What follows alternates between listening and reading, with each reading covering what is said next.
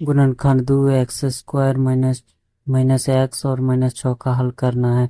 सबसे पहले 2x² और -6 को गुणा करने पर हमको -12 प्राप्त होगा, इस बात को ध्यान रखना है। अब उसके बाद कोई ऐसा दो संख्या को सिलेक्ट करेंगे जो जोड़ने या घटाने पर हमको -x पुरेगा। उसके बाद उसी दोनों संख्याओं को गुणा करने पर हमको -12x² पुर जाना चाहिए। बराबर बराबर 2x² -4x और +3, इन दोनों को जोड़ने या घटाने पर हमको -x पुर जाएगा। उसके बाद इसी दोनों संख्याओं को गुणा करने पर हमको 12x² पुर जाएगा -6 बराबर 2x। अब हम कॉमन ले लेंगे, उसके बाद इंटू x -2 प्राप्त होगा, इंटू फिर प्लस हमको 3 कॉमन ले लेंगे, उसके बाद इंटू x -2 इंटू प्राप्त हो जाएगा।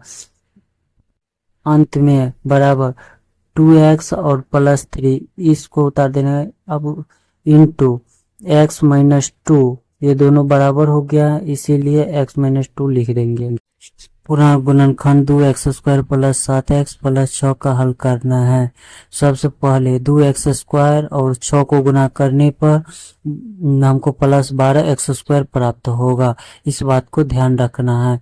अब कोई ऐसा दो संख्या को सेलेक्ट करना है जो जोड़ने या घटाने पर हमको 7 पुर जाना चाहिए और उसी दोनों संख्याओं को गुणा करने पर हमको +12x² पुर जाना चाहिए।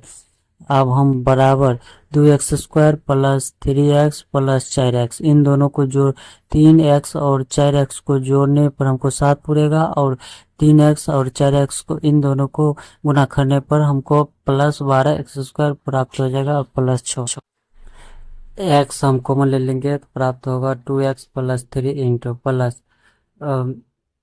+2 कॉमन ले लेंगे तो इंटू 2x + 3